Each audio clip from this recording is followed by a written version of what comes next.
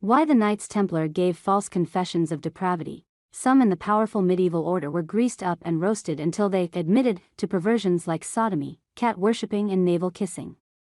The Knights Templar were revered throughout medieval Europe as the fiercest, wealthiest and most powerful military order of the era. So how were they obliterated with such devastating swiftness? Lies, spies and torture, lots of torture, masterminded by a power-hungry, money-mad king. Philip IV of France began his campaign to quash the Templars on September 14, 1307, when he sent sealed orders to his officers across the kingdom, with instructions that they not be opened until the night of October 12. The king had good reason for secrecy. His plan, to arrest every Templar in France, would have been unthinkable even a few years earlier. The Templars, a Roman Catholic military order that answered only to the Pope, had for more than a century enjoyed a reputation as heroic fighters who distinguished themselves in the Crusades. Pope Boniface VIII had praised them as fearless warriors of Christ just a decade before Philip's move against them. But Boniface was no longer in the picture, having died in 1303, barely a month after Philip's agents had terrorized him and held him hostage. The new pope was Clement V, a former French bishop far more acquiescent to Philip. The Templars were now fair game, and their arrests, carried out on the morning of Friday, October 13, launched one of the bloodiest and most brutal episodes in church history. They wouldn't be the first group Philip had targeted, largely to fill the royal coffers. In 1292 he had arrested the Lombards, wealthy Italian merchants, seized their property and forced them to buy French nationality from him if they wished to stay.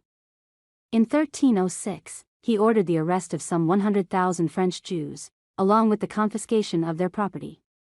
They were told to leave the kingdom within a month on pain of death, writes Dan Jones in his 2017 book, The Templars.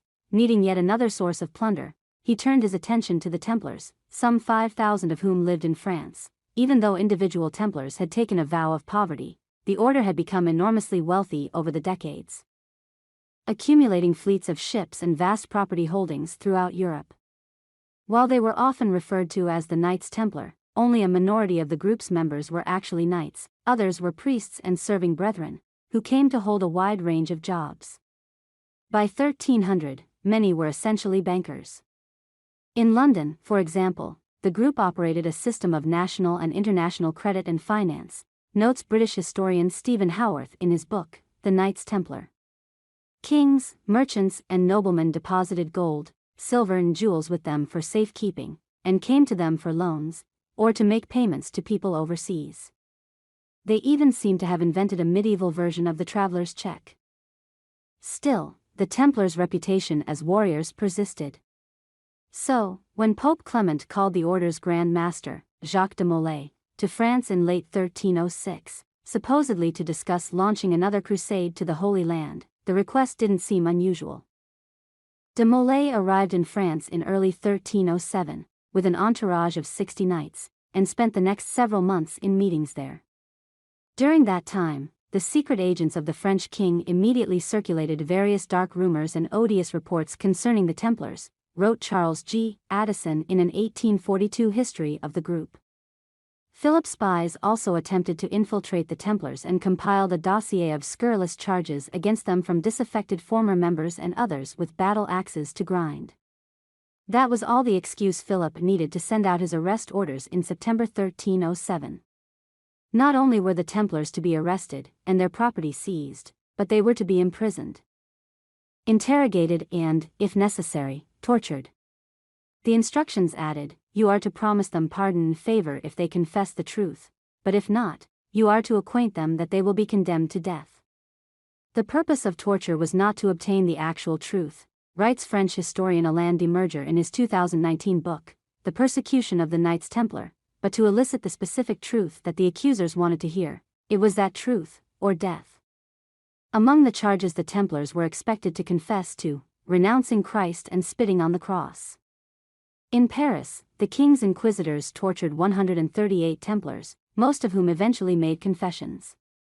Many were subjected to fire torture, which Addison describes in vivid detail.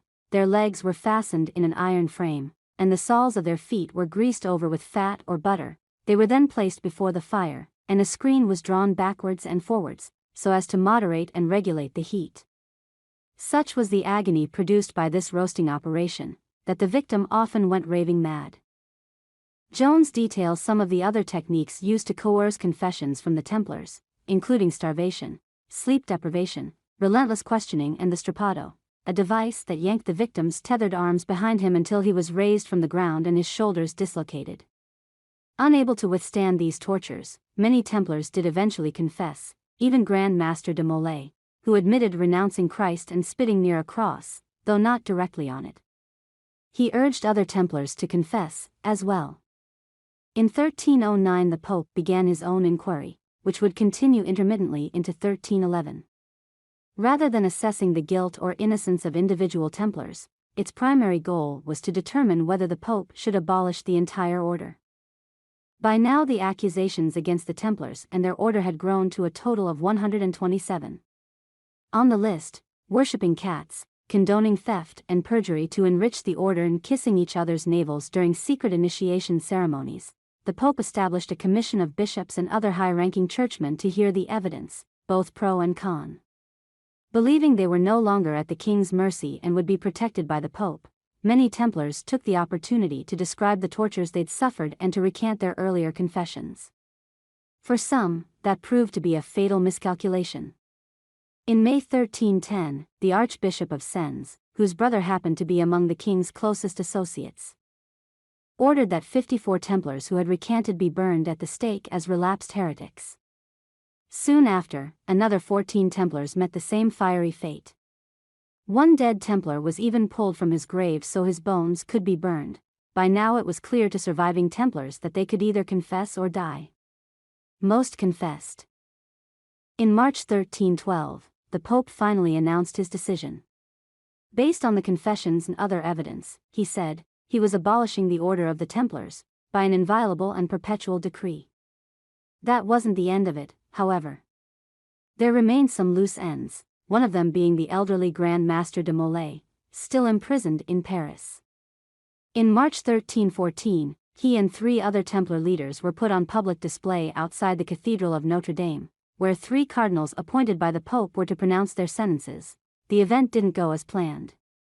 When de Molay and another prisoner learned they faced life in prison, they lashed out at the cardinals, denounced the injustice of the whole process, and proclaimed their innocence.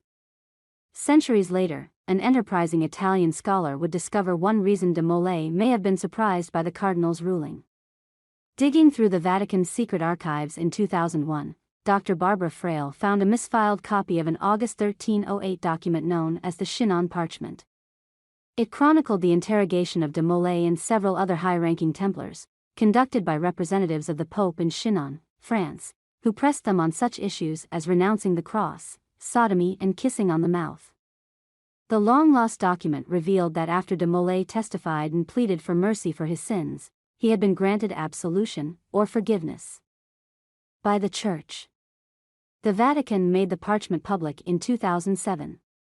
But in 1314 even life imprisonment wasn't a harsh enough sentence as far as King Philip IV was concerned.